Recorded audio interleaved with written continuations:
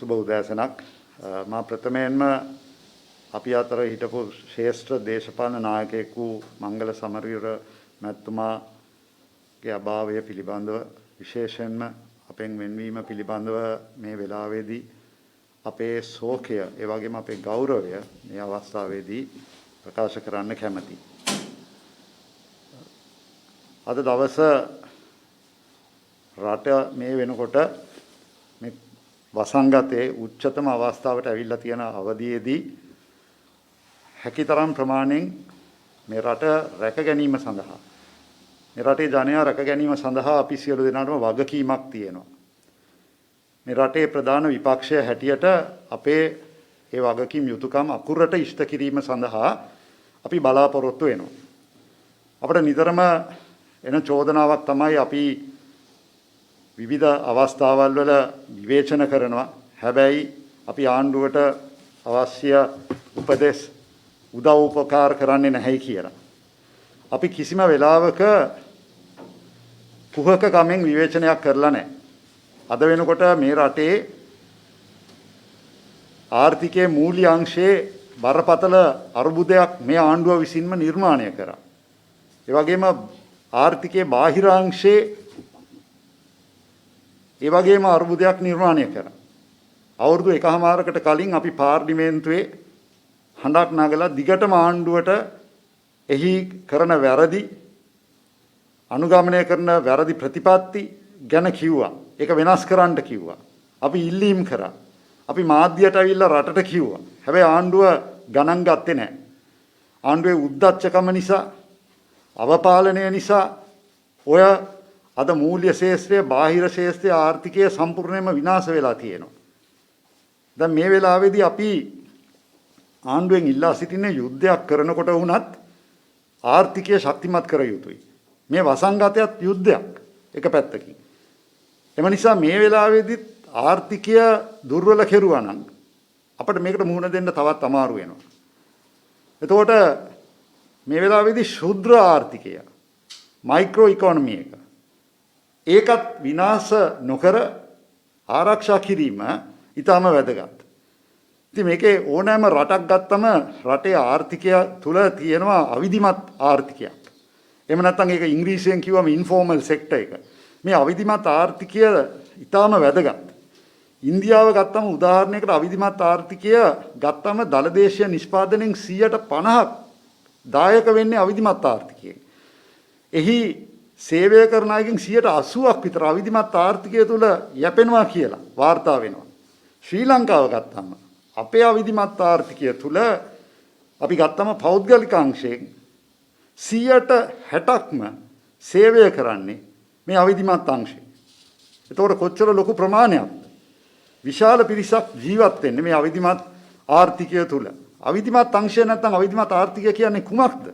රජයේ අනුග්‍රහය නොලැබෙන, ඒ වගේම රජයේ සුරක්ෂිතභාවය නොලැබෙන, රජයේ ඍජුව නීති රීති වලට යටත් නොවන, විවිධාංගීකරණයට ලක් වූ විවිධ ක්‍රියාවන් වල යෙදලා ඉන්න ශුද්‍ර හා සුළු ව්‍යාපාර, ඒ වගේම ස්වයං රැකියා කරන අය, ඒ වගේ අනියම් සේවකයෝ, සිල්ලර කඩ, ගෙවල් වල තියෙන කුඩා කර්මාන්ත ගත්තම ත්‍රිවිල් හිමියන්, Uber, Pikmi වල සේවය කරන අය, ඩීමෝ බට්ටා එළවන අය, ස්කූල් වෑන් හිමියන්, පෞද්ගලික බස් රථ හිමියන්, ඒ වගේම වෙළඳ සාප්පු වල වැඩ කරන පොඩි කර්මාන්තකරුවෝ, ආපදාන වඩේ හදන මේ හැම එක්කෙනෙක්ම එන්නේ මෙන්න මේ අවිධිමත් ආර්ථිකය තුල. මේක තමයි ඊටම වැදගත් දේ. අද ලංකාවේ ගත්තම මේ වගේ අවිධිමත් ආර්ථිකයට අයිති ආයතන එහෙම නැත්නම් පොඩි සමාගම් තියෙනවා ලක්ෂ 15කට වැඩි ප්‍රමාණයක්. ඒ වගේම ලක්ෂ 36කට ආසන්න ප්‍රමාණයක් අවිධිමත් ආර්ථිකය තුලින් ජීවත් වෙනවා. රැකියා කරනවා. එහෙම නැත්නම් යැපෙනවා. එතකොට මේක තමයි ලංකාවේ සමස්ත ආර්ථිකයේ මදය. එහෙම නැත්නම් ගර්භය කියලා කිව්වම මම නිවැරදි කියලා මම හිතනවා. හැබැයි අද සමස්ත ආර්ථිකයේ ස්නේහණය කරන්නේත් මේ අවිධිමත් ආර්ථිකය. ඉතින් මේ තුල අද මේ අවිධිමත් ආර්ථිකය ලංකාවේ හැදිලා තියෙන්නේ පොඩි මිනිස්සුන්ගෙන්. මේකේ ලොකු සුපිරි ව්‍යාපාරිකයෝ නෙවෙයි. හැබැයි පොඩි මිනිස්සුන්ගෙන්. හැබැයි අපේ දේශීය ආර්ථිකය ආරක්ෂා කරන්නේ මේ කොටස. කුඩා කර්මාන්තකරුවෝ, කුඩා ව්‍යාපාරිකයෝ, ස්වයං රැකියා කරන, ඒ වගේම ත්‍රිවිල් හිමියෝ, ඩිමෝ බට්ට හිමියෝ, පික්මි ස්කූල් වෑන් මේ වගේ මිනිස්සු තමයි මේක උස්සගෙන යන්නේ. හැබැයි මම මේ වෙලාවේදී ආණ්ඩුවට මතක් කරන්න ඕනේ විපක්ෂයක් හැටියට හැම වෙලේම ඍණ පැත්ත කතා කරලා ඍණ විවේචනයක් කරන්න නෙවෙයි අපි නිතරම උත්සාහ කරන්නේ. මේ ඊයේ පෙරේදා බැසිල් රාජපක්ෂ මහත්තයා ආවම ඔක්කොම හරියයි කියලා කිව්වා. හැබැයි රුපියල් 5000 දෙනක රුපියල් 2000ට අඩු කරා. හරිනම් එතුමා ඇවිල්ලා ඒක වැඩි කරන්න ඕනේනේ. ඒක අඩු කරා. හැබැයි මේ රුපියල් 2000 රැකියා හිමි වෙච්ච ස්වයං රැකියා කරන අය කුලි වැඩවලට යන්න බැරි අයට දෙන්න කියලා කිව්වා. එක පැත්තකින් අපි සතුටු වෙනවා ඒකවත් දුන්න එක. හැබැයි මේක හරියට බැලුවා නම් අර ගම් වතුර ගලනකොට උතුරලා යන ඔයක කෙහෙල් කොට දාලා ඒක හරස් කරන්න බලනවා වගේ වැඩක්. මොකද මේ මිනිස්සුන්ට ඇති වෙලා තියෙන පීඩනය ඊට වඩා විශාලයි, බරපතලයි. මේ අයට බරපතල අසාධාරණකම් සිදු වෙලා තියෙනවා කොවිඩ් වසංගතය පටන් ගත්ත දා ඉඳලා. මේ අයට ජීවත් වෙන්න තියෙන ප්‍රශ්න ගොඩක් උග්‍ර වෙලා තියෙනවා. උදාහරණයකට මේ දෛනික වැටුප් මත වැඩ කරපු අයට විවිධ ශාස්ත්‍රවල සංචාරක ශාස්ත්‍රය ගන්න ඒ මිනිස්සුන්ට ඒ ගොඩක් දුරට ආණ්ඩුව ඒගොල්ලන්ගේ වැටුප ආණ්ඩුවෙන් කොටසක්වත් දෙනවා කියලා අනිත් රටවල් වල වගේ එහෙම නොකර ඒගොල්ලන්ගේ පඩිය 150කින් කපලා හරි දෙන්න කියලා ආයතන වලට කිව්වා. සමහර තැන්වල මිනිසුන්ට අද ලැබෙන පඩියෙන් 150ක් ලැබෙන්නේත් නැහැ. බොහෝ දෙනෙක් රස්සාල් වලින් අයින් කරා. රැකියාවක් නැති වුණා. ඒතකොට තව පැත්තකින් ගත්තම මේ මිනිස්සුන්ට ලීස් එකක් අරන් තිබ්බා වාහනවලට. නැත්තම් මැෂින් එකකට.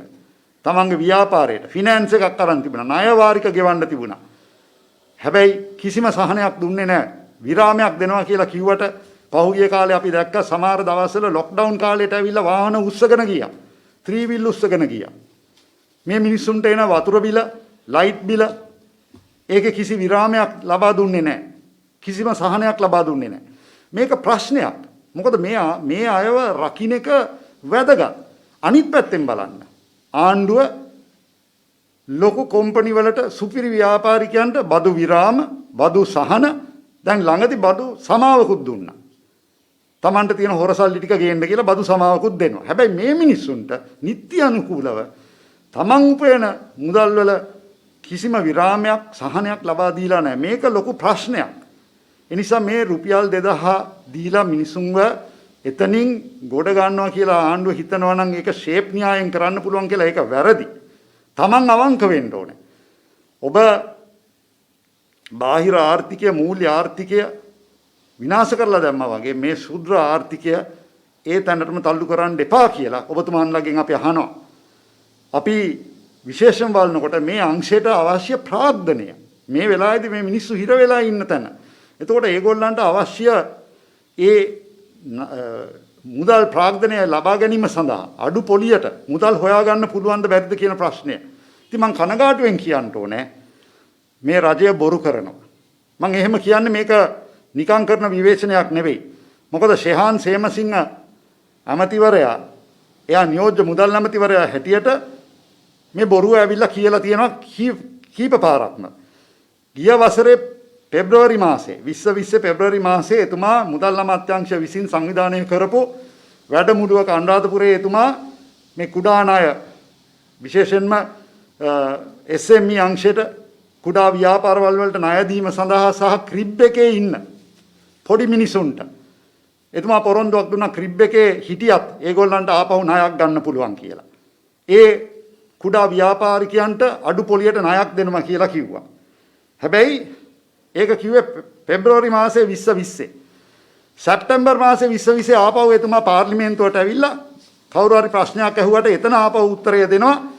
මේ ක්‍රිබ් එකේ ඉන්න අයට ආපහු ණය දීමේ වැඩසටහන තාම අපි ඇගයීමකට ලක් කරලා තියෙනවා. තාම ක්‍රමවේදේ හදලා නැහැ කියලා. එතකොට මාස ගාණක් ගිහිල්ලා කිසි දෙයක් වෙලා නැහැ.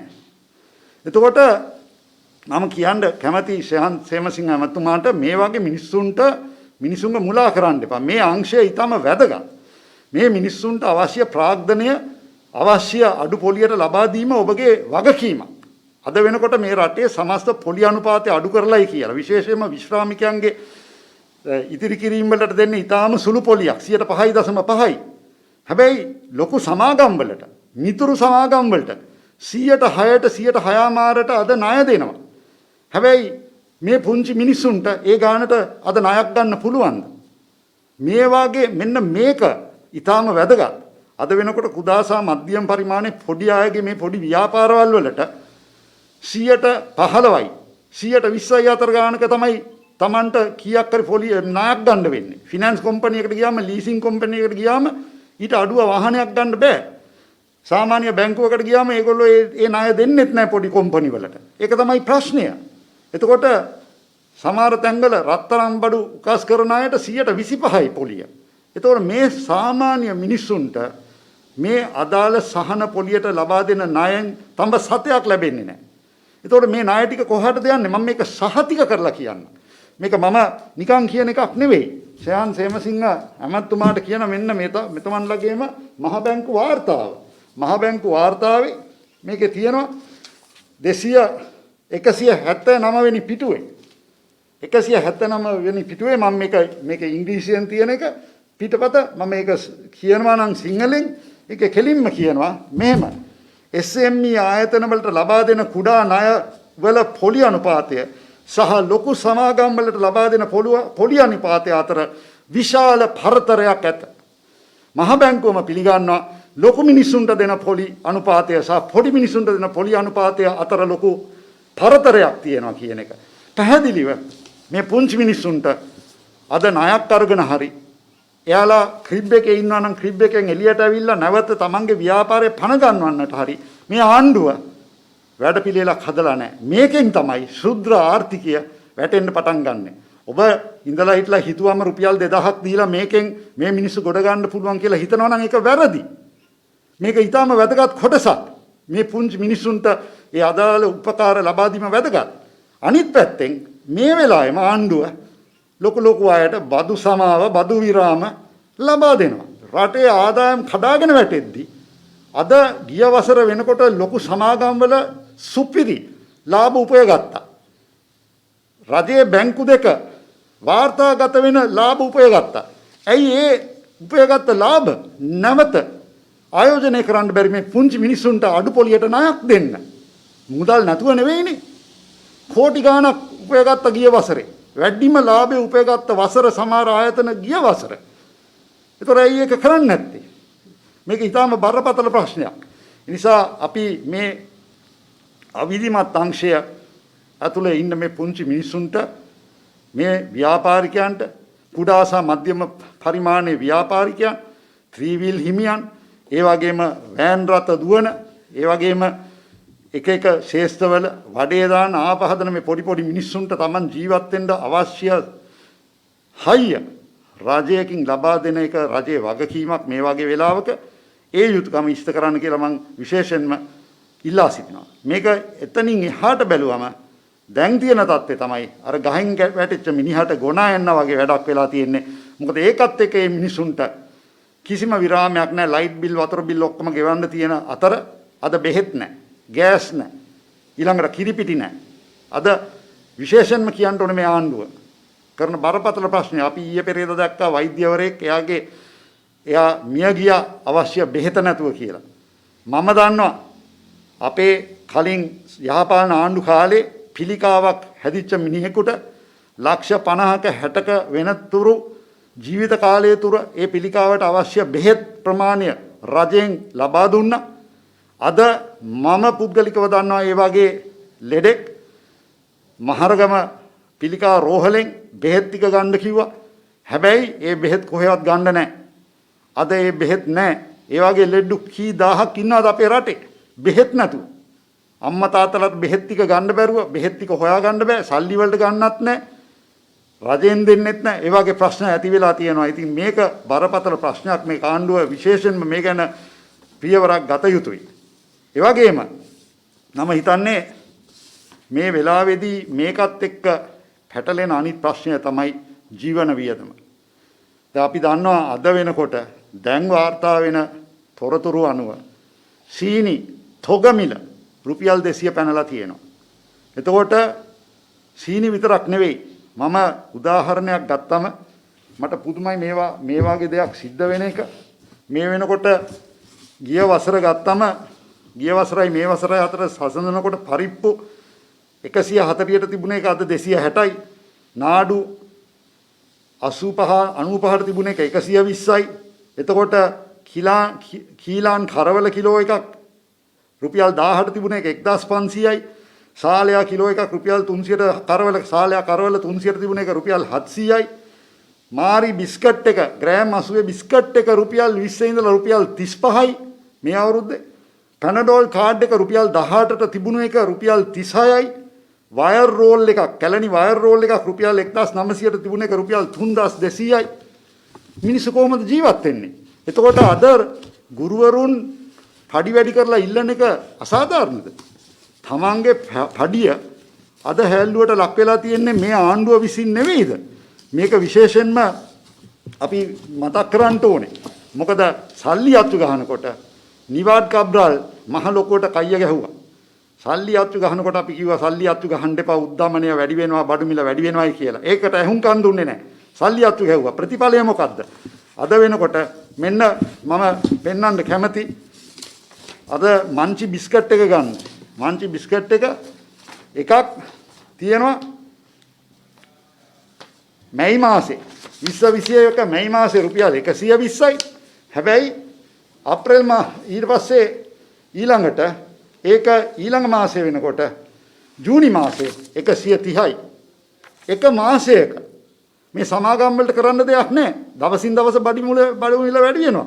එක මාසයක් ඇතුළත රුපියල් 10ක මිල වැඩි වෙලා තියෙනවා. ඊළඟට ගන්න මේ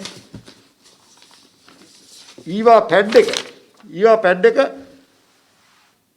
2021 පළවෙනි මාසේ 145යි. පස්වෙනි මාසේ 150යි.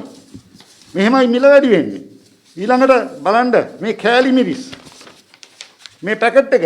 එතකොට තුන්වෙනි මාසේ 250යි. ඊළඟට දවස් ගානකින් 275යි. මේ වගේ මට පෙන්නගෙන යන්න පුළුවන් නෙස්ත මෝල් පැකට් එක වැඩි වෙන හැටි, සන්ලයිට් කැටේ වැඩි වෙන හැටි දවසකට රුපියල් 10න් වැඩි වෙනවා. ඒතර මේක කොහොමද මිනිස්සු ජීවත් වෙන්නේ? මේ රජයේ සේවකයන් වැටුප් වැඩි කරන්න ගුරුවරු වැටුප් වැඩි කරලා ඉල්ලන එක සාධාරණයි නේද? තමන්ගේ පඩිය හැල්ලුවට ලක් වෙලා. අද මට විශ්‍රාමිකයෙක් කතා කරා දුරකථනයෙන්. ඒ විශ්‍රාමිකයා මට කතා කරලා කිව්වා මට මේ රූපවාහිනියේ පැකේජ් එකකට ටෙලිවිෂන් පැකේජ් එකකට මම ඇතුළත් වුණා මේ විශ්‍රාමිකයන්ට දෙන පැකේජ් එකක්. ඒක රුපියල් 500ක් මාසයකට ගෙවන්න ඕනේ. ඒ ටීවී පැකේජ් එකට මම ඒක ගෙව්වා සර්. මට අද වෙනකොට ලියුමක් එනවා. ඒ ලියුමේ කියලා තියෙනවා රුපියල අවප්‍රමාණය වුණ හේයින් ඩොලර් එක වැඩි වෙන හේතුව නිසා මේ පැකේජ් එක තව රුපියල් 50කින් වැඩි කරනවායි කියලා. මේක මේ මිනිස්යාගේ වරදද? අපි නිවාඩ් කබ්‍රාල්ට කිව්වා මොකද්ද කරන්න ඕනේ කියලා. මේ රටේ මූල්‍ය ආර්ථිකය ආරක්ෂා කරන්න මොකද්ද වෙන්න ඕනේ කියලා. ඒක කෙරුවේ නැහැ. විපක්ෂයක් හැටියට අපි උපරිම සහයෝගය දුන්නා. මේ ආණ්ඩුව මේ හැම එකකටම වග කියන්න ඕනේ. දැන් සීනි යනවා 200ට උඩින්. හැබැයි එදා 725ක බද්දකට ඒ සීනි ටික ගෙන්නෙව්වා.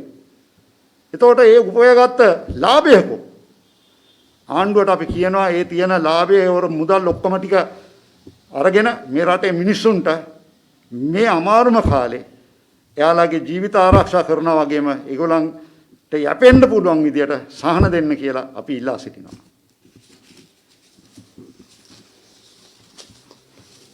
විජේට ආර්ථිකය ගැන ආර්ථිකයේ පොඩි මිනිස්සුන්ට තමයි වැඩ කියලා.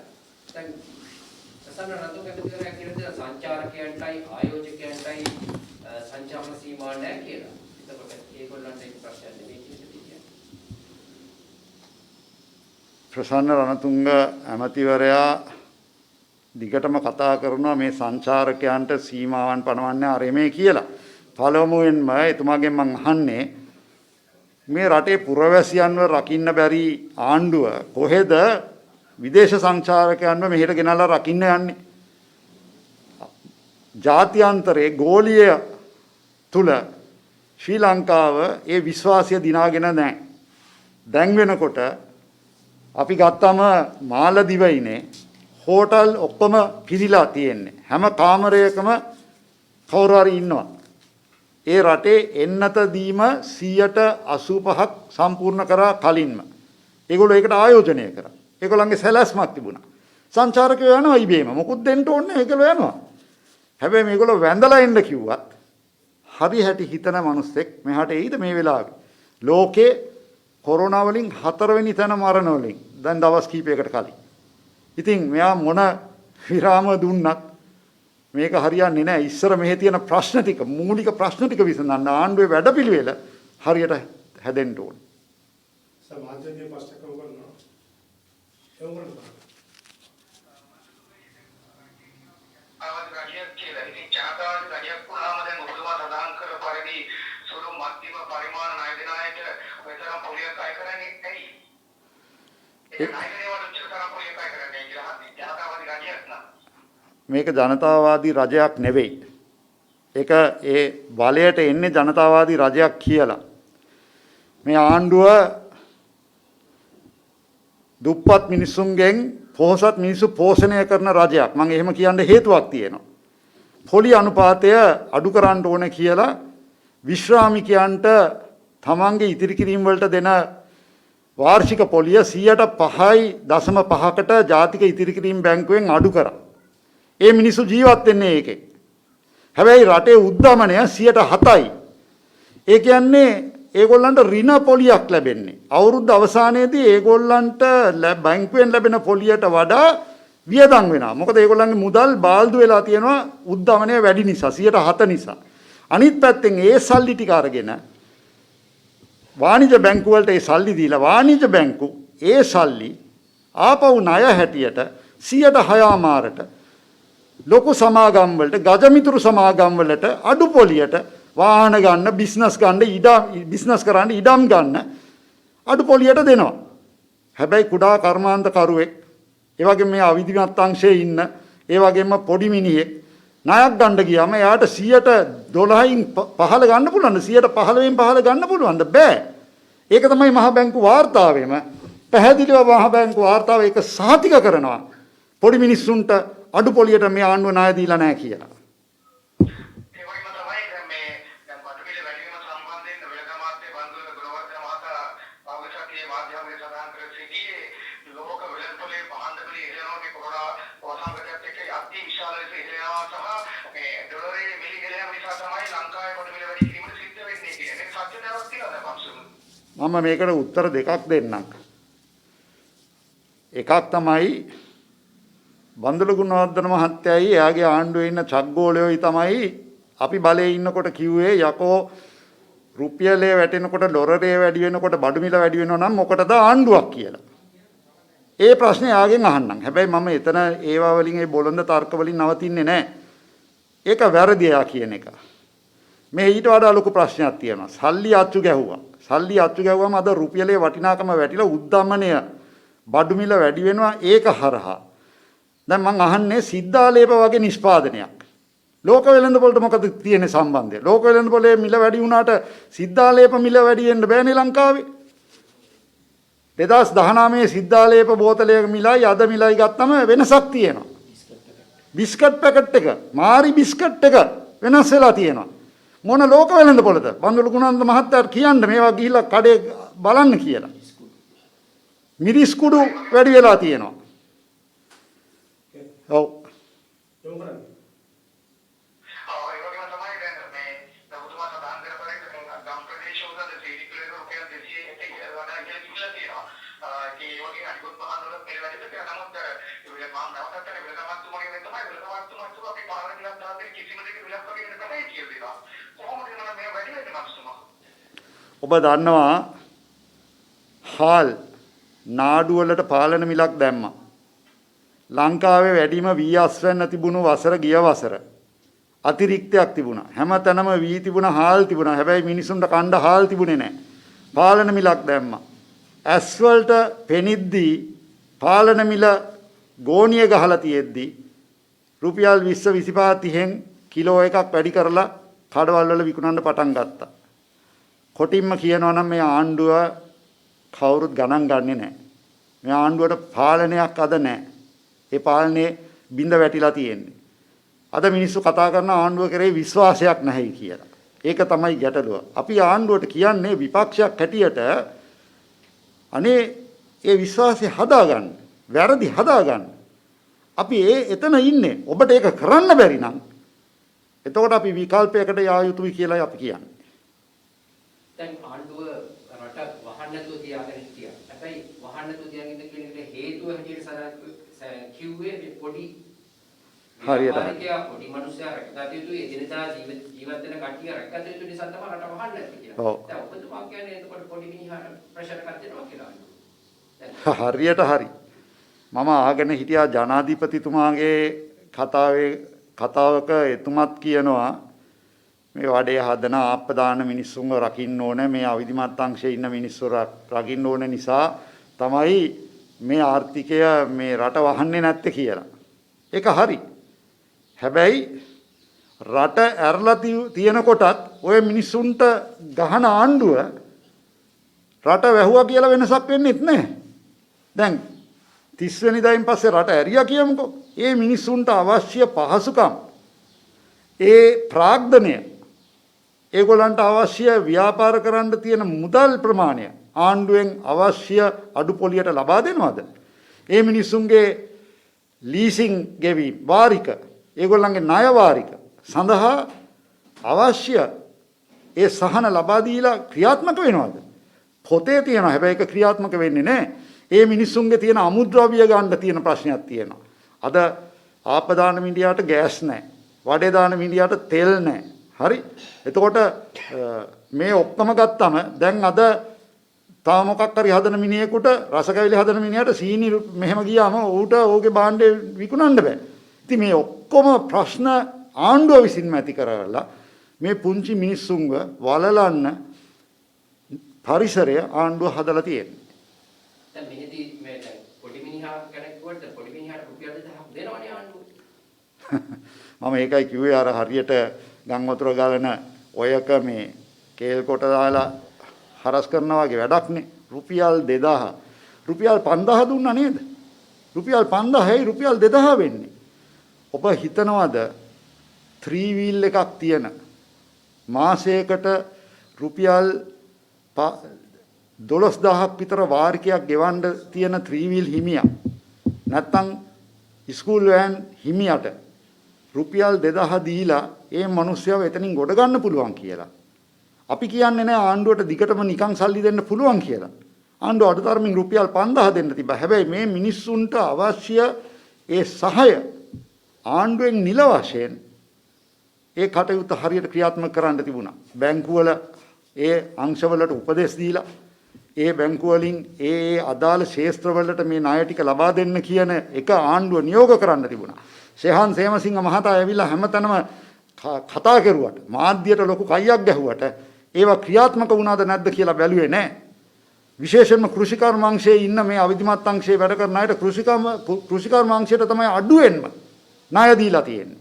කෘෂිකර්මය ගැන මෙච්චර ලොකුට කතා කරුවට කුඩා සහ මධ්‍යම පරිමාණයේ ඉන්න අයට කෘෂිකර්මයේ 100%ක්වත් දීලා නැතුව ඇති කියලා මම විශ්වාස කරනවා. දැන් ඔබතුමා හිතුවට පොඩි මිනිහා ගැන සිතිල්ලක් නෙමෙයිද ආණ්ඩුව දීලා තියෙනවා කෘෂිකර්මයේ සංචාර සීමා පනවා තිබෙන අවස්ථාවේ කෘෂිකර්මය කරන්න, කර්මාන්ත කටයුතු කරන්න, එතකොට ඇඟලුම් කර්ම හාල් කරගෙන යන්න. දැන් මේ අවස්ථාව ලැබිලා නැද්ද ඔබට? මම අහන්නේ දැන් මේ දවස් 10 මේ කෘෂිකර්මාංශයේ ඉන්න අයට ඒ අයිතිය දීලා තිබුණා නම් දැන් අද ඉන්න මොණරාගල පැත්තේ දඹුල්ලේ ඉන්න වෙළඳ පොලේ ඉන්න ඒ වෙළඳ මහතුරුන්ගෙන් අහන්න, ඒ ගොවි මහතුරුන්ගෙන් අහන්න තමන්ගේ භාණ්ඩවලට නියම මිලක් ලැබුණාද කියලා. හැබැයි කොළඹ ඉන්න පාරිභෝගිකයාගෙන් අහන්න. ඊයේ වෙනකොට නාරායන්පිට පොළට ගියාම පෙරේදා පොලේ එළවලු මම දන්න එක්කෙනෙක් ගිහලා එළවලු ගත්තා. එළවලු මල්ලක් එයා බෝංචි මුරුංගා තව එළවලු වර්ග 3ක්ද 4ක්ද ගත්තා. රුපියල් 3000යි. හරි. එතකොට කොහෙද මේ ක්‍රමවේදය වැඩ කරන්න කියන්නේ? පොතට කියනවා ඔක්කොම හරි කියලා. කොහෙද? එහෙ තියෙන බඩු මෙහාට ඇවිල්ලා නැහැ. ක්‍රමවේදය වැඩ කරන්නේ නැහැ. ගොවියට මිලක් ලැබිලා නැහැ කියලාද? ගොවියට මිලක් ලැබිලා නැහැ. අතරමැදියට තමයි ලැබෙන්නේ. පාරිභෝගිකයා මහ ලොකු මිලක් ගෙවනවා. දැන් දිනෙන් දින මතක වෙ කියන මාතෘකාවක් කළා මේ පාස්කු ප්‍රහාරය. දැන් ඊයේ ආයේ පොලිස් පෙතුමා මේක මතක් කරලා දුන්නා. එතුමා කියනවා ටෙලිෆෝන් කෝල් ලක්ෂයක් පරීක්ෂා කරලා තියෙනවා. සැකකරුවන් විශාල සංඛ්‍යාවක් අතනකට අරන් තියෙනවා. වැඩිපුර කියන්න බෑ. ඒවා අධිකරණයේ තියෙන දෙයක් හින්දා කියලා. ඒක දැන් ආයෙත් මේ මාතෘකාව උඩට ඇවිල්ලා තියෙනවා. මගේ මිත්‍ර විජේපාල හෙටිආරච්චි හිටපු ඇමතුමා මේ ගැන තව දුරටත් කතා කරයි. හැබැයි මට කියන්න පුළුවන්නේ දිගටම පාර්ලිමේන්තුවේ පිට ලොකු බලපෑමක් රජයට අපිත් කරා විශේෂම රාදගුරුතුමා ඇතුළු විශාල පිරිසක් මේකට සාධාරණ පරීක්ෂණයක් කරලා මේකේ පසුපසෙන් ඉන්න ප්‍රධානීන්ව හොයන්න කියලා. අපිට තියෙන ප්‍රශ්නය තමයි අවුරුදු එකමාරෙන් පස්සේ තමයි පොලිස්පතිතුමා ඇවිල්ලා ප්‍රකාශයක් හරි කරන්නේ. ඒත් දවස් 3-4කට කලින් කළු කොඩි දාලා ලොකු සෙල්ලමක් ගැව්වට පස්සේ විරෝධයක් පෙන්වුවට පස්සේ තමයි මෙහෙමවත් ප්‍රකාශයක් කරන්නේ. ඉතින් මේවා සංදර්ශන වෙන්න පුළුවන්. මේවා සංදර්ශන වලට වඩා අවංකව මේකේ ඉන්න මොලකාරයෝ ටික හොයා ගැනීම සඳහා සෞභාග්‍ය දැක්මේ ජනාධිපති කොමිසමක් ආගමන් පත් කරලා මාස 3ක් ඇතුළත මේකට වැරදිකාරයෝ දඬුවම් දෙනවා කියලා කියපු ආකාරයට ඇයි වැඩ කරන්නේ නැත්තේ? මොකද්ද ප්‍රශ්නේ? දැන් පොලිසියේ ඉන්න ප්‍රධානීන් කීප දෙනෙක් ගිහිල්ලා මණ්ඩලදස්කරි හාමුදුරුවෝ හම්බුණා අනුරාධපුරයට ගියා. තමන්ගේ දුක කිව්ව පාස් ප්‍රහාරයේ තමන්ගේ සමාජිකයන්ට වෙච්ච වෙලා තියෙන අගතිය. හැබැයි ඊයේ ප්‍රකාශයක් කරනවා සර්වාගමික නායකවරු මේ පොලිස් නිලධාරීන්ගෙන් හමු වීම ආගමික ભેදයක් ඇති කිරීමට බලපානවා කියලා. ඔබතුමා මොකද හිතන්නේ?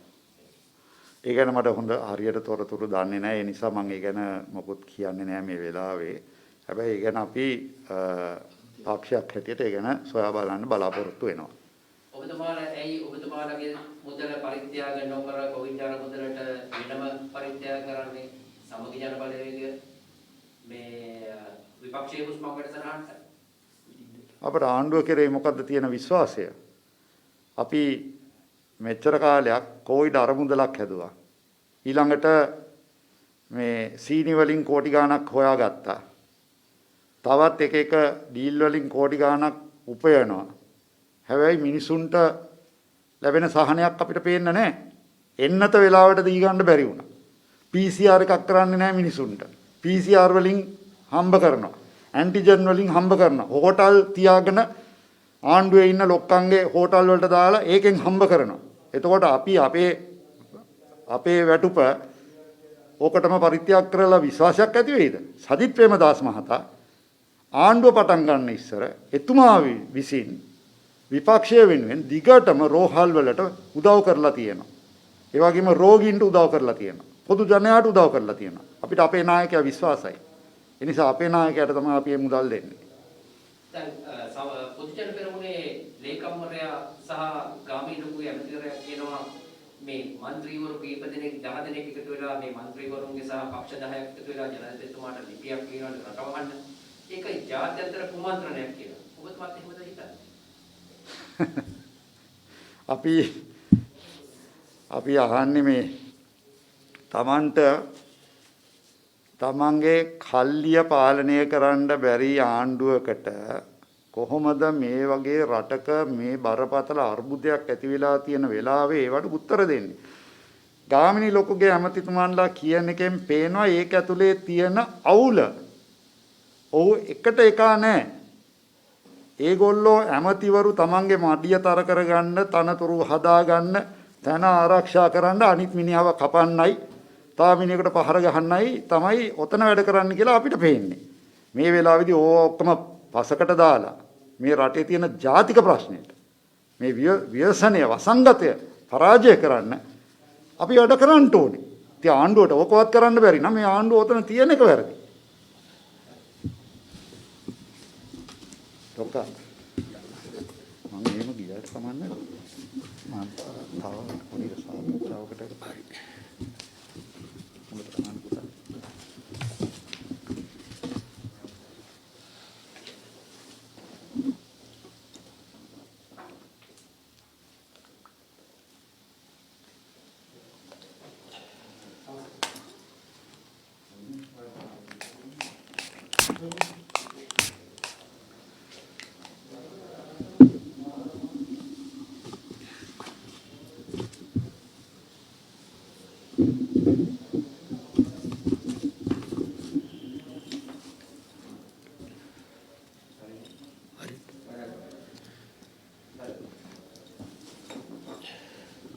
සුබෝදෑසනක් සුබ දවසක්. මා මිත්‍ර හිටපු අමාත්‍ය පත්ම පාර්ලිමේන්තු මන්ත්‍රී කබීර් හසීම් මැතිතුමා ඉතාමත් පැහැදිලිව මේ ආණ්ඩුවේ ආර්ථික පිළිවෙත තියෙන නොහැකියාව පිළිබඳ කතා කරා. ඒ වගේම ඔබ ප්‍රශ්නයක් ඇහුවා ඊයේ පොලිස්පතිවරයා විසින් මාධ්‍යයට කරපු ප්‍රකාශය සම්බන්ධයෙන්. අපි දන්නවා පාස්කු ඉරිදා වෙච්ච සිදුවීම සම්බන්ධයෙන් එවකට යහපාලන ආණ්ඩුවේ හිටපු අය හැටියට යම් වැඩ කොටසක් ඒකේ වගකීම් අපි බාරගත යුතු වෙනවා. 260ක් ජීවිත නැති කරපු තවත් දහස් ගානකට දේපල අහිමි කළා වෙච්ච ඛේදවාචකය තුවාල වෙලා ඇති වෙච්ච ඛේදවාචකය අපි නැවතත් සමගි ජනබලවේගය හැටියට අපි කඳුලෙන් ඒකම වේදනාවෙන් ඒක සමරනවා. හැබැයි එදා ආණ්ඩුව මේ සිද්ධිය සිද්ධ වෙලා තිබිච්ච කාල පරාසය තුල ජනාධිපති කොමිසමක් පත් කරලා අවශ්‍ය කටයුතු කරමින් තිබුණා. ඒවට දඩුවම් දෙන්න හරි කාලයක් අපිට තිබුණේ නැහැ. හැබැයි එදා දේශපාලන වේදිකාවේ ජනාධිපති වේදිකාවේ පාර්ලිමේන්තු මැතිවරණ වේදිකාවේ මාධ්‍ය තුල දුම්මල වරම අරගෙන ආණ්ඩුවේ අද ඉන්න මැති ඇමතිකම් හොබවන ජනාධිපතිතුමාගේ ඉඳලා අගමැතිවරයාගේ ඉඳලා ওই හැම කෙනෙක්ම ප්‍රකාශ කරේ අපි මාස දෙක තුනක් යනකොට මේ පාස්කු ඉරිදා ප්‍රහාරයේ මහමොලකාරයෝ අල්ලලා එයාට දෙන්න පුළුවන් දඩුවම් අපි ලබා දෙනවා. ඒක අස්පන අපිට අපි පෙන්නනවා කියලා.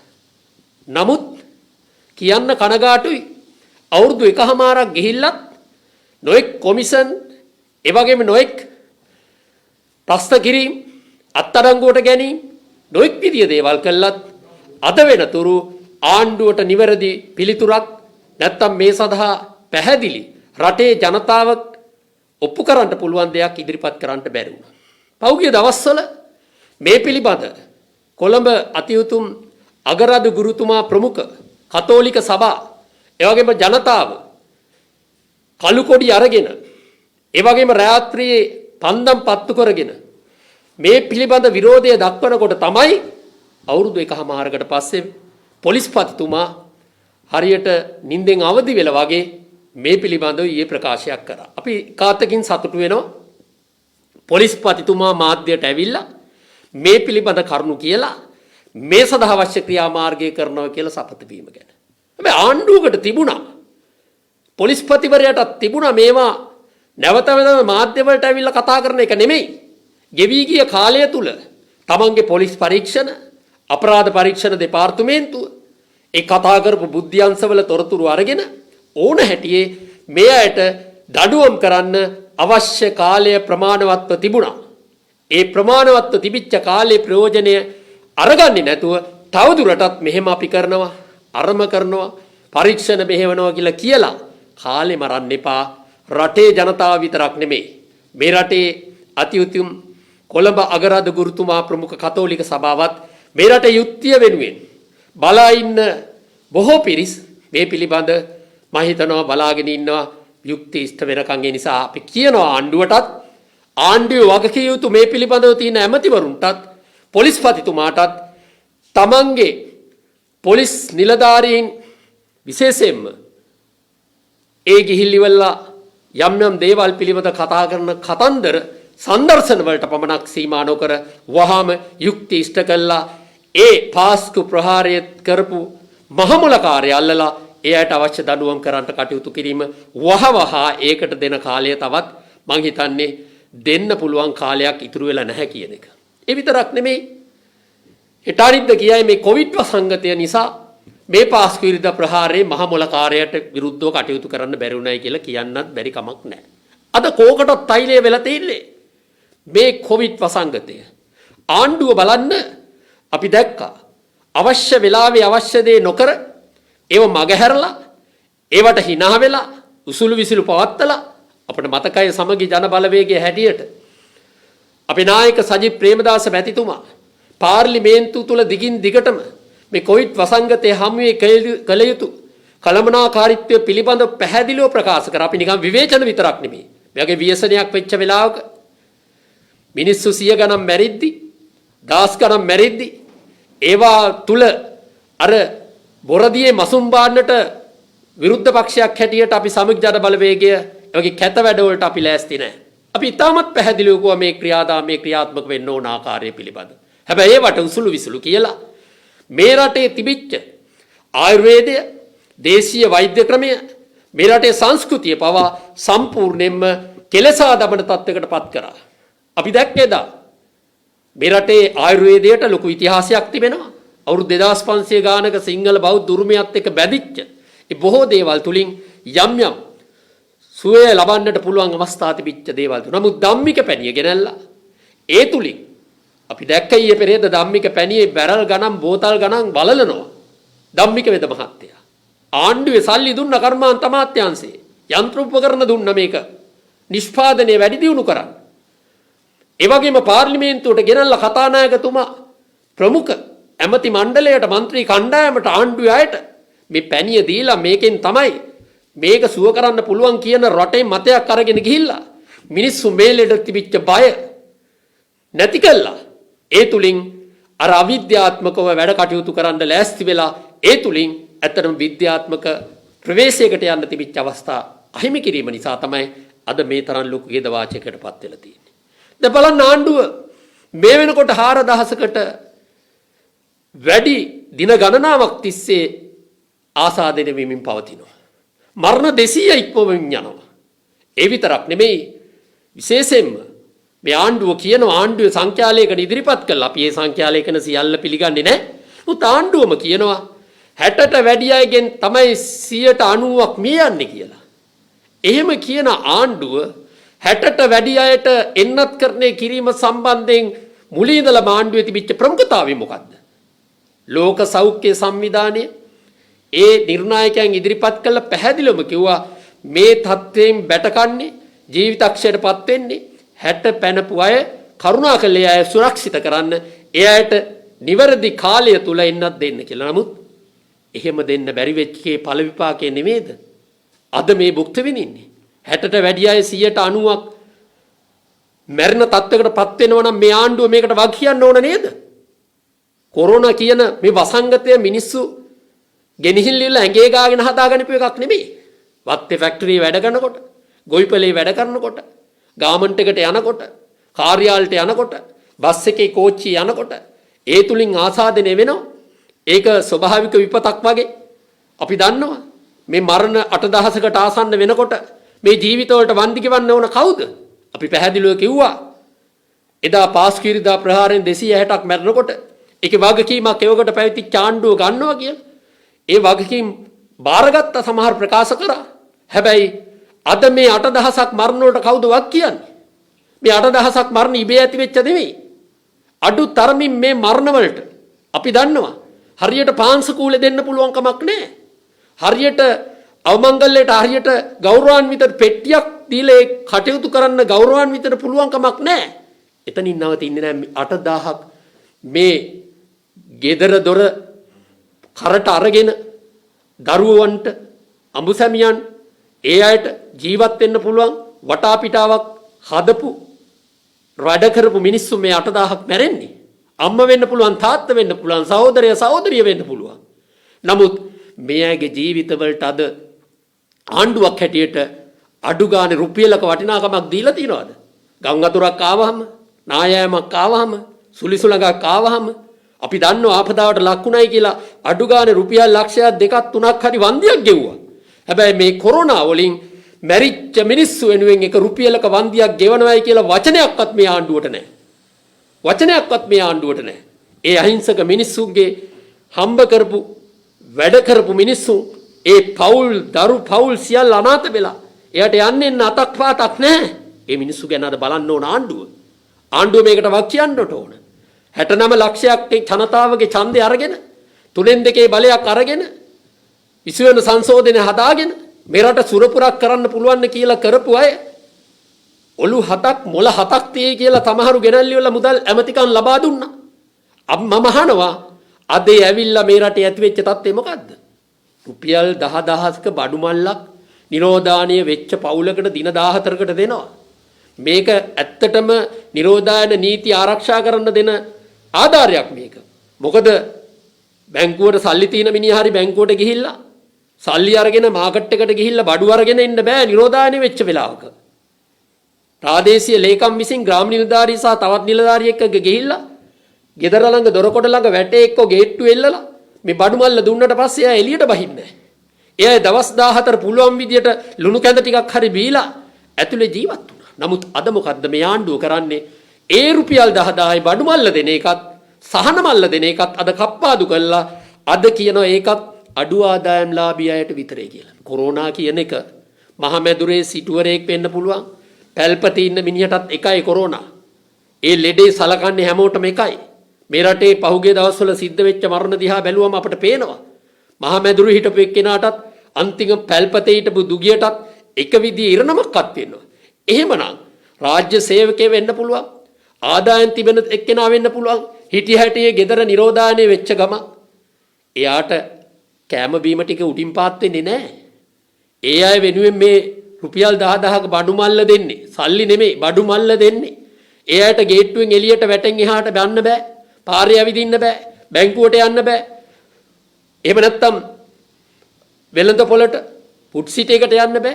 ඒ හිරකල් ඒ රුපියල් 10000ක බඩු බල්ල දීම තුලින් නිරෝධායන නීතිය හරියට ආරක්ෂා වෙනවා. හැබැයි ආණ්ඩුව මේක හතරෙන් එහෙකට බස්සලා නිරෝධායන ඉන්න මිනිස්සු කන්න බොන්න නැති වෙනකොට බැංකුවට ATM සෙන්ටර් එකට යනකොට වැඩ නැත්තම් වෙනත් පොළට යනකොට මතක තියාගන්න එයාගේ නිරෝධායන නීතිය කැඩෙනවා. නිසා තව තවත් ආසාදනය වීම දැඩි වෙලා මරණ සංඛ්‍යාව වැඩි වෙලා මේ රටේ කොවිඩ් වසංගතය තවදුරටත් පැතිරෙන එක වළක්වන්න තියෙන ආණ්ඩුව අද ඒක තීරණය කළා ඒක වැඩි දියුණු කරන්න අවශ්‍ය විදියට තමයි කටයුතු කරන්නේ. රුපියල් 2000ක ආධාරයක් දෙනවා කියලා කිව්වා. ආණ්ඩුව රුපියල් 2000ක් දෙන්නේ දවස් 10කට. මතක තියාගන්න. එතකොට දවසට රුපියල් 200යි. 4 දිනක් 5 දිනක් ඉන්න මිනිහෙක් රුපියල් 200න් ජීවත් වෙන්නට ඕන. ඒක තව පැත්තකින් කම. මේක ආණ්ඩුවේ නිකන් දෙනවා කියලා. පහුගිය දවස්වල 5000ක් දුන්නා. දෙවතාව රුපියල් 10000ක් දීපේකේ අද මේකේ රුපියල් 3000ක් කපලා.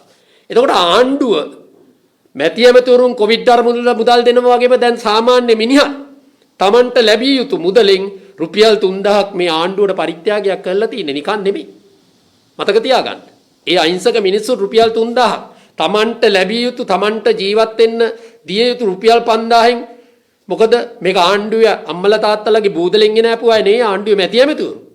නමුත් ඒකත් බලන්න රුපියල් 200කින් දවසක ජීවත් වෙන්න ඕන. ආණ්ඩුව රුපියල් 2000ක් දෙනකොට රුපියල් 3000ක් බදු ගන්නවා අහිංසක මිනිස්සුන්ගෙන් ඒ මාසෙම. තෙල් මිල වැඩි කරා. ඒ වගේම සීනි ටිකේ මිල වැඩි කරා.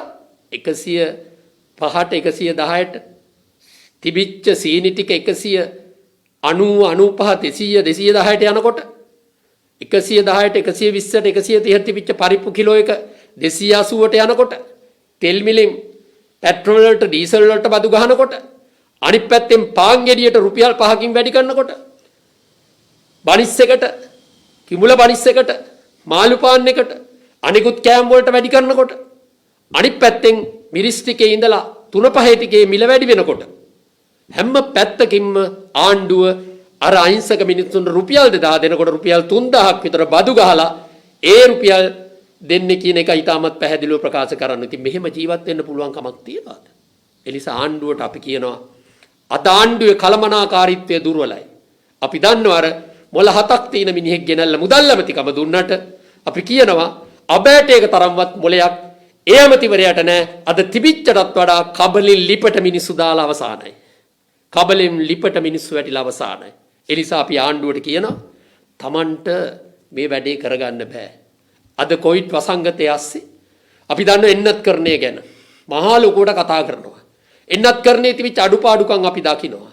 තවමත් පළවෙනි මාත්‍රා නැති 30කට වැඩි පිරිසක් මේ රටේ ඉන්නවා. ඊටමත් පැහැදිලිව කියනවා. තමහර ගාල්ල දිස්ත්‍රික්කයේ ඉන්නුම් පත්තු වගේ ප්‍රදේශවල අදත් දෙවෙනි මාත්‍රාව ගහගන්න බැරුව මිනිස්සු පොදිකක ඉන්නවා. එන්නත් එන බව අපිට පේනවා.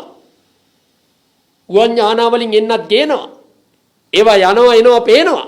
හැබැයි සමහර ගම්වල ඊටමත් පැහැදිලිව ප්‍රකාශ කරන්න ඕන දෙවන මාත්‍රාව ලබා ගන්න බැරුව අද අසහනයටපත් වෙච්ච මිනිස්සු විශාල පිරිසක් ඉන්නවා. ආණ්ඩුව කියනවනම් එන්නත් කරණයම තමයි මේකට එකම පිළියම කියලා. ලෝක සෞඛ්‍ය සංවිධානයත් ඒකට පිළිබඳව පැහැදිලිව ප්‍රකාශ කරනවා නම් ආණ්ඩුව එන්නත් කරන්නේ මේ තිබෙන දුර්වලකම් සියල්ල මගහරවගෙන වහාම මේ කටයුතු කළ යුතු වෙනවා. අද PCR පරීක්ෂණ නැහැ. ඇන්ටිජන් පරීක්ෂණ නැහැ. අහඹු විදියට හරි ගත්තොත් 100ක් ගත්තොත් අද 75ක් පොසිටිව් වෙන තත්ත්වයටපත් වෙලා තියෙනවා මේ රටේ හැම තැනකම. එතනින් මිතමත් පැහැදිලිව පේනවා මේ ඉන්න රෝගීන්ට වඩා පරිසරයේ නැත්තම් සමාජය තුල ඉන්න රෝගීන් සංඛ්‍යාව වැඩි බවක් ඊටමත් පැහැදිලිව අපිට ප්‍රකාශ කරනවා. මොකද ඒ විතරක් නෙමෙයි. අතරමැදි මරණ සංඛ්‍යාව දිහා බැලුවම පහුගිය කාලය තුල ඊටමත් දරුණු ඛේද වාචකයකට ලක් වෙලා තියෙනවා. අද ගෙවල් වල මේ ආණ්ඩුව කියපු ආකාරයට රෝගීන් හැදිච්ච අය ගෙවල් වල නේවාසිකව ප්‍රතිකාර ගන්න කියලා කිව්වට මේ අයට දෙන ප්‍රතිකාරයක් නැහැ. මට කියන්න කනගාටුයි. සමහර තැන්වල මොකද මහජන සෞඛ්‍ය පරීක්ෂකවරුන්ට ඒ තරම් බර තොගයක් තියෙනවා මේ පිළිබඳ සොයන්. එයාට ඒක සඳහා අවශ්‍ය කටයුතු නැහැ. මේව අධීක්ෂණය කරන්න කියලා. වෛද්‍යවරු 1500ක් පත් කරයි කියලා පත්තරවල ලොකු අකුරෙන් තිබ්බා ප්‍රකාශ කර. නමුත් මේවා මහ පොළොවේ මේක ක්‍රියාත්මක වෙන්නේ නැති විත්‍ය ආණ්ඩුව බලන්නට ඕන. මේ පිළිබඳ 60ටමාරක් මැති ඇමතිවරුන් හිටියට ඒ අය අඩු ගානේ දිස්ත්‍රික්කයක් පාසා මේවා පිළිබඳව අධීක්ෂණයක් කරනවද කියන එක පිළිබඳ ප්‍රශ්නයක්. මොකද අද රෝහල් වල ප්‍රතිකාර ලබන ලෙඩුන් සංඛ්‍යාවත් මධ්‍යස්ථානවල ඉන්න අයත් ගෙවල් වල ප්‍රතිකාර ගන්න අයත් බැලුවාම අපි දන්නවා හිටි ගමන් රෝහලට ඇතුළත් කරන්න කලින් මරණ සංඛ්‍යාව දිහා බැලුවම ගෙවල් වල කොවිඩ් හැදිලා ඉන්න පිරිසගේ මරණය ඉතාමත් ඉක්මන් වෙන තත්යකට දරුණු ඛේද වාචකයකටපත් වෙලා තියෙන නිසා මෙන්න මේ වැඩපිළිවෙලට නිවැරදි වැඩපිළිවෙලක් කළමනාකාරීත්වයක් හදන්න ආණ්ඩුව ඉතාමත්ම කාර්මික වෙන්න කියලා අපි කියනවා. මේවට කෑ ගගහ විපක්ෂයට චෝදනා කළා නොඑක් විදිහේ දේවල් කළා මේ අය කටයුතු කිරීම අපි ඉතාමත්ම කනගාටුවෙන් මේ පිළිබඳව ආණ්ඩුවේ ප්‍රකාශ අපි හෙලා දකිනවා. ඒ විතරක් නෙමෙයි. අපි ඉතාමත් පැහැදිලිව කියන්නට ඕන ආණ්ඩුව මේ කටයුතු කිරීම තුල අපි දකිනවා මේ රටේ දැන් කවුරුත් කියනවා දැන් දින 10ක් ලොක්ඩවුන් කළා රට. අපි කියනවා බොහෝ දෙනෙක් ඉල්ලීම් කරා ඇත්තට මේ කෙරෙන්න ඕන කියලා. නමුත් සත්‍ය වශයෙන්ම මේ ලොක්ඩවුන් කිරීම සෞඛ්‍ය ආරක්ෂිතව නිරෝධායන කටයුතු වලට නිරෝධායන නීති අනුව ක්‍රියාත්මක වෙනවද කියන එක පිළිබඳවත් අධීක්ෂණයක් සිද්ධ වෙනවද කියන එක පිළිබඳව ඇත්ත වශයෙන්ම සොයා බැලිය යුතු වෙනවා. ඒ නිසා අපි දන්නවාද රටේ ආර්ථිකය ගෙනෙන්න ඕන. අර කිව්වා වගේ මේ රටේ ආර්ථිකය කඩා වැටිලා තියෙනවා කිව්වා. මේ විදිහට රට වැව්වම රට ගෙනියන්න බෑ කියලා කිව්වා. නමුත් මේ ආණ්ඩුවේ හිටපු ඇත්තෝ එදා විරුද්ධ පක්ෂ ඉන්නකොට මේ ආණ්ඩුව ගන්න රටේ ජනතාවගේ 69 ලක්ෂයක් ජනවරම ගන්න කැලැස්ති වෙනකොට අපිට ඕන දෙයක් කරන්න පුළුවන් කියලා කයිවාරු ගැහුවේ. අපිට ඕන තරම් සල්ලි හොයාගන්න ක්‍රම තියෙයි කිව්වා. අපේ ආර්ථිකයේ කළමනාකාරීත්වය ගැන පුළුවන් නේ කිව්වා. අපිට වැඩ පටන් ගන්න විතරේ කිව්වා තියෙන්නේ. නමුත් මේ වෙනකොට අපිට පේනවා එහි තියෙන දුර්වලකම් සහ ඒ තුලින් ආණ්ඩුව දැඩි ලෙස අසීරුතාවයටපත් වෙලා අද ආණ්ඩුවට කර කියා ගන්න දෙයක් නැතුව නන්නත්තරේලා වැලේ වැල් නැතුව අද ඉන්නේ. අද ආණ්ඩුව මේ රටේ බලය විශේෂයෙන්ම හරියට ක්‍රියාත්මක කරගන්න බැරුව අද නිකන් ඉබාගාත යන තත්ත්වයකට පත් වෙලා තියෙනවායි කියන එක ඉතාමත් පැහැදිලිව ප්‍රකාශ කරන්න.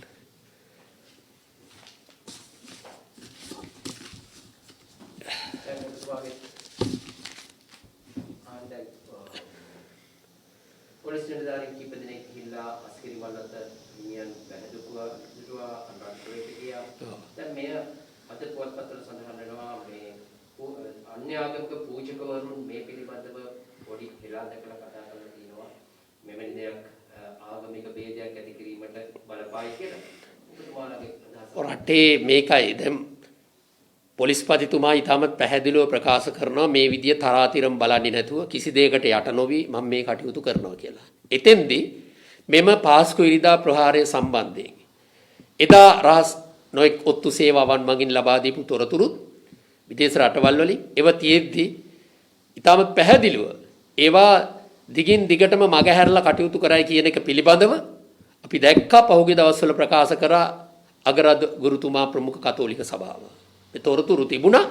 නමුත් එවකට හිටපු අය මේක මගහැරියා. එතකොට මගහැරෙනකොට අපි දන්නේ නැහැ මෙතන රටේ ජනාධිපති වෙන්න පුළුවන්, අගමැති වෙන්න පුළුවන්, නීතිය සාමය පිළිබඳ ඇමතිවරු වෙන්න පුළුවන්, පොලිස් නිලධාරීන් වෙන්න පුළුවන්, ත්‍රිවිධ හමුදාව වෙන්න පුළුවන්, කවුරු වෙන්න පුළුවන්.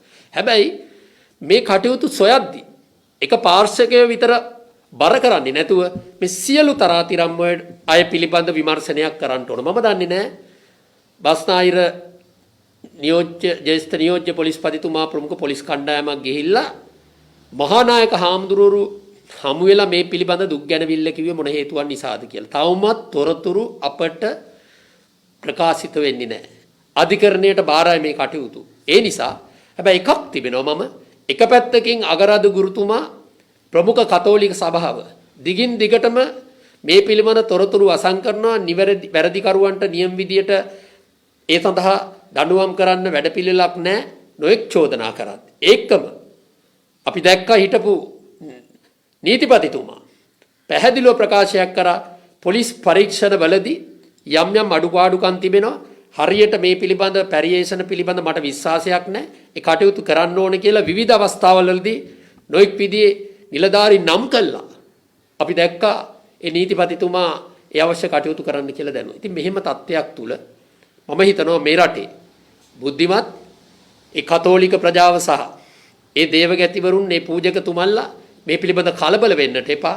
අපේ රටේ සාමාන්‍ය නායකයෝ වෙන්න පුළුවන්, අගමැති වෙන්න පුළුවන්, ජනාධිපති වෙන්න පුළුවන්, මැති ඇමති වෙන්න පුළුවන්, වැඩක් බාර ගත්තාම මොනව කරත් ගිහිල්ලා මහානායක ස්වාමීන්ද්‍රයන් වහන්සේලා බැහැ දැකලා අටපිරිකර දීලා උන්වහන්සේලා බැහැ දකින්න එකක් මේ රටේ තියෙන සංස්කෘතිය අනුව බෞද්ධ සංස්කෘතියත් එක්ක යන එකක්. ඒ නිසා පොලිස්පතිවරයාට නෙමෙයි නියෝජ්‍ය පොලිස්පතිවරුන්ට නෙමෙයි ඕනම කෙනෙකුට ගිහිල්ලා ඒක කියන්න පුළුවන්. හැබැයි එකක් තියෙනවා මේ රටේ ස්වාමින් වහන්සේලටවත් මේ රටේ අගරද ගුරුතුමා ප්‍රමුඛ ඒ රටේ කතෝලික ප්‍රජාවටවත් කිසි කෙනෙකුට මං හිතනවා මේ රටේ යම් කිසි චෝදනාවකට ලක් වෙච්ච අය වැරදිකරුවන් හැටියට ප්‍රකාශ වෙන අය අධිකරණයේදී ඒ පිළිබඳ චූතිතයන් බවට පත් වෙන අය වෙනස් කරන්න මං හිතන්නේ කිසිම කෙනෙකුට මං හිතනවා ඒ සඳහා සදාචාරාත්මක කමක් නැහැ. මොකද යම් වැරද්දක් කරාම ඒකට සමාව දීම දේවල් තියෙන්න පුළුවන්. එහෙම සිද්ධ වෙනවා. දැන් රටේ ජනාධිපතිවරයා විසින් සමාව දෙන්නේ නොඑක් අයට විරුද්ධ. ඒක වෙනම ප්‍රශ්නයක්. හැබැයි නීතිය මගින් ක්‍රියාත්මක ඒක වහන්න. එහෙම නැත්නම් නීතිය මගින් ක්‍රියාත්මක කරන චූදිතයන්ට අනුකම්පා කරන්න මම හිතන්නේ නීතිය මගින් අවශ්‍ය දනුවම් කරනකොට ඒවට අනුකම්පා කරලා ඉල්ලීම් කරන්න මේ රටේ කිසිම කෙනෙකුට අයිතියක් නැහැ. මොකද මේ පාස්කු ප්‍රහාරය මතක තියාගන්න මේ රටේ ජනාධිපතිකම් අගමැතිකම් ආණ්ඩු වෙනස් කරන්න ප්‍රධාන සිද්ධාන්තයක් බවට පත්වෙච්ච දෙයක්.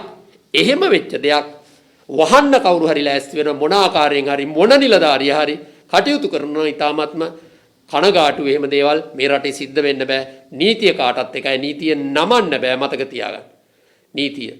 නීතිය නමන්න බෑ කාටවත්. නීතිය ආණ්ඩු ක්‍රම ව්‍යවස්ථාවේ එක්කම අපරාධ විධිවිධාන 55 වල තියෙන ලිඛිත ලියවිලි මේ රටේ අධිකරණය විසින් ක්‍රියාත්මක කරයි. ඒවට දේවල් කරන්න කාටවත් ඉඩ තියෙනවා නම් මේ රටේ මම හිතන්නේ අර කවුද ඇමතිවරයෙක් කිව්වා වගේ දෙවියන්ට බාර කරන්න නම් ලෑස්ති වෙන්න එපා නීතිය. දැන් ඔබතුමාලත් ඉල්ලා සිටියා රට වහන්න මාන. එතකොට ආණ්ඩු පක්ෂයේ ඉන්න മന്ത്രിවරු සහායි පක්ෂ කීපයකට ඉල්ලා සිටියා ජනාධිපතිතුමා රට වහන්න කියලා. එතකොට දෙගොල්ලම එකතු වෙලා මේ කුමන්ත්‍රණයක්ද කරන්නේ? දැන් මේ චෝදනාව එනවා ආණ්ඩු පක්ෂයේ മന്ത്രിවරුන්ට ඒ ආණ්ඩුවේම ඇමති ගාමිණී ලොකුගේ මහතාගෙන් මේ කුමන්ත්‍රණයක් කියලා. ජාත්‍යන්තර කුමන්ත්‍රණයක් කියලා. ඔබතුමාලත් එක්ක සම්බන්ධ. ඔබතුමාලත් කිව්වනේ රට වහන්න කියලා. මේ රටේ හැම දෙයකටම ජාත්‍යන්තර කුමන්ත්‍රණයක් කියලා මොර ගහපු කෑ ගහපු විමල් වීරවංශ ඇමතිවරයාත් ආණ්ඩුවේ ඉඳන් නෙමේ කටයුත්තර මේ උනේ. එතකොට එයා දන්නවනේ මේක ජාත්‍යන්තර කුමන්ත්‍රණයක්. මොකද ජාත්‍යන්තර කුමන්ත්‍රණ ගැන හොඳට අවබෝධයක් තිබෙන්නේ එතුමා. මම හිතනවා විමල් වීරවංශ මහත්තයාගෙන් ප්‍රකාශයක් ගත්තා නම් මේක කුමන්ත්‍රණයක්ද කියන එක ඉතාමත් පැහැදිලි. හැබැයි එකක් තියෙනවා. ඒ වගේ ඩීල් ගැහිල් නම් ආණ්ඩුවත් එක්ක මේ විරුද්ධ පක්ෂ මේ සමගි ජන බලවේගය අපි ලෑස්ති නැහැ. මොකද ඩීල් දේශපාලනයක් තුලින් තමයි මේ රටට හෙන ගැහුවේ පහුගිය කාල සීමාවද. ඒක රටේ මිනිස්සු කියනවා. ඒ නිසා තමයි අද එක්සත් ජාතික පක්ෂය බිමටම සමතලා වෙල තත්ත්වයටපත් උනේ. සමගි ජන බලවේගී නායක සජිත් ප්‍රේමදාස මැතිතුමා ප්‍රමුඛ අපි සියලු දෙනා කිසිම ලෙසකින්වත් ආණ්ඩුවට එක ඩීල් යන්නේ. හැබැයි යථාර්ථය විවේචනය කළ යුතු දේ කෙලින්ම විවේචනය කරනවා. පැසසිය යුතු දේ හොඳ දේ පිළිබඳ කෙලින්ම වර්ණනා කරනවා. හැබැයි අපි ලෑස්ති නැහැ, අපට අවශ්‍ය නැහැ මේ කඩාගෙන වැටෙන, මේ දියේ ගිලීගෙන යන, මේ ආණ්ඩුවේ බැරිකම නිසා, නොහැකියාව නිසා මුළු රටම විනාශ වෙච්ච වෙලාවක මේ ආණ්ඩුව ආරක්ෂා කරන්න කටයුතු කරන්න අපි ලෑස්ති නැහැ. එකක් තියෙනවා මේ රට වැහිම පිළිබඳව ආණ්ඩුව තීන්දුව ගන්න ඕන කලින් මතක තියාගන්න. මේ රට නිවැරදි වෙලාවට වැසියේ නැති නිසා තමයි අද මරණ 8000කට ලං වෙලා තියෙන්නේ. ඒ මරණ වලට කවුද වක් කියන්න පුළුවන්?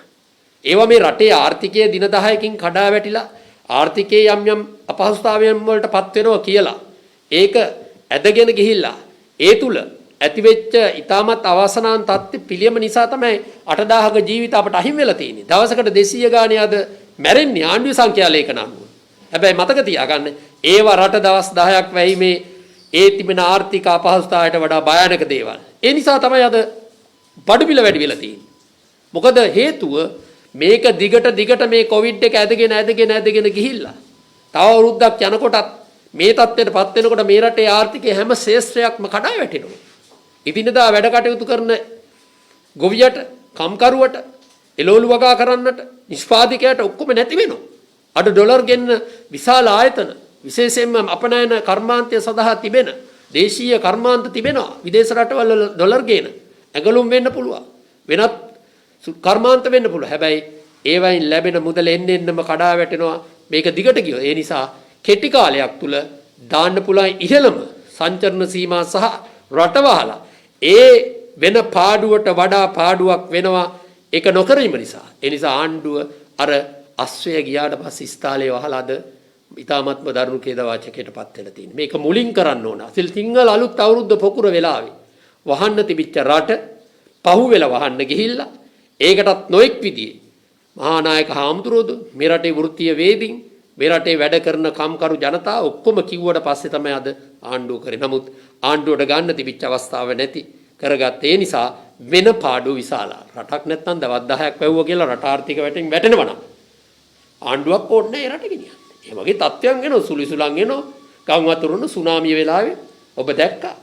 සුනාමිය වෙලාවේ ඇතිවෙච්ච විනාශය, දේපල විනාශය, කර්මාන්ත විනාශය, සම්පූර්ණයෙන්ම සංචාරක ව්‍යාපාරේ බිමටම ඇද වැටුණා. නමුත් රට ගොඩ නැගුණා. රට නැකිට්ටා. මොකද ඒක කෙටි කාලයක් තුල ඒක උනේ.